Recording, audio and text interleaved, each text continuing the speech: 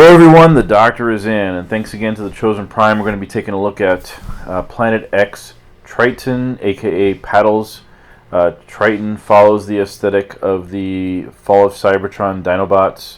Obviously not part of the game, but in the same aesthetic. I do really like the aesthetic that Planet X has done with these set of Dinobots.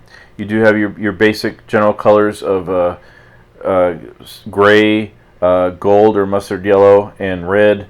With the highlighted pink areas. I never thought I'd say I like pink on a toy, but it does really accentuate what the colors were in the video game.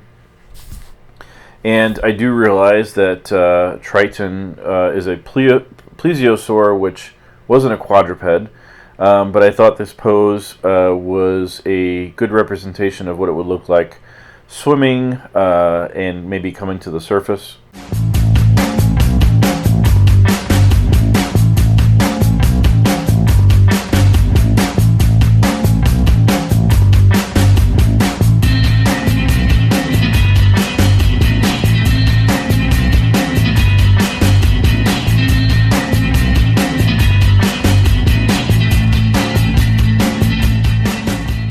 As far as the plesiosaurus mode goes, I do like the head, mouth, and appendage articulation, but I'm a bit disappointed with the lack of neck and tail articulation. It would have really added to the display feature of this figure if the neck and tail were more mobile. The seal-like appendages are nice, and it can even be placed in a quadruped mode, but the front fins are a bit loose. They can be placed in an upright position or splayed out. There is no in-between, unfortunately.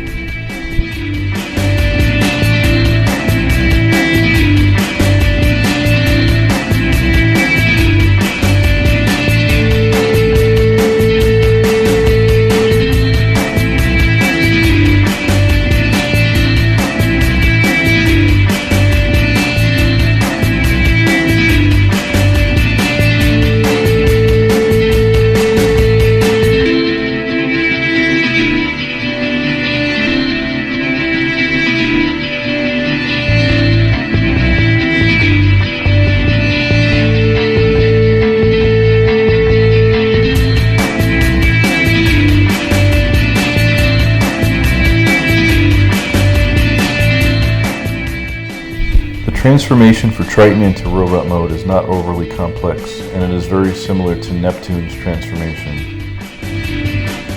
I do like the way that the neck collapses, but personally, I would sacrifice that if it meant more neck mobility. The peg that holds the neck in place in alt mode is difficult to keep in place and falls out very easily.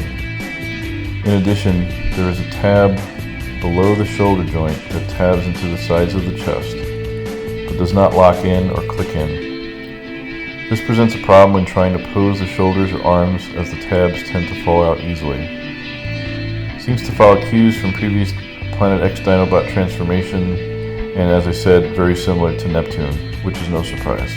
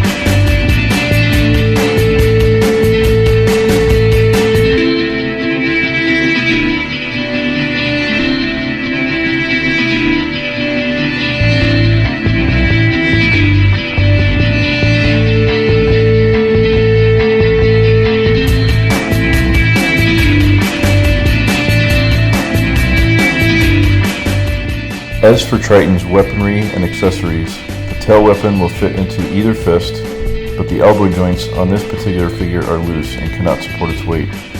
It's the same situation for the large cannons, as they are too heavy to be supported by the loose elbows. This is a potentially fixable issue, however, it is still a bit disappointing. The cannons look as if they were meant to have some kind of transformation or mech tech gimmick, but other than the handle flipping in or out, they are static. It can also be placed up on the flipper ports and used as shoulder cannons as well. The swords are nice and much lighter, so they can be wielded in many poses.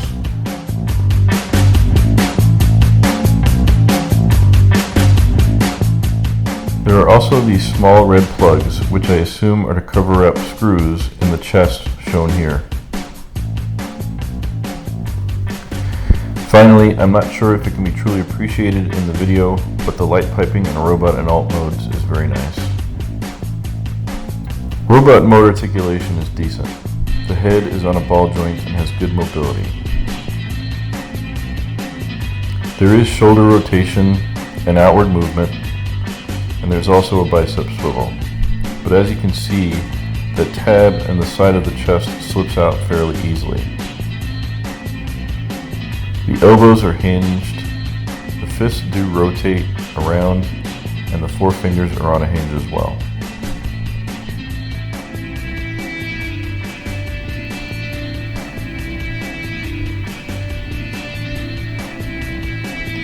The waist does rotate 360 degrees. The hips are on ratcheted swivels and hinges.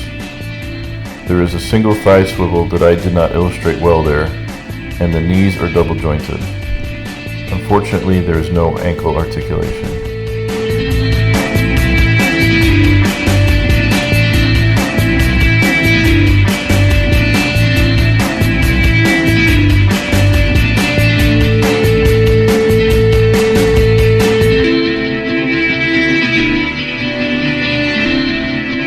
My final thoughts on Triton. I do wish that the shoulders here, the tabs that tab in, were locked in instead of just using a friction tab, because they do tend to fall out when trying to pose or move around the shoulder joints.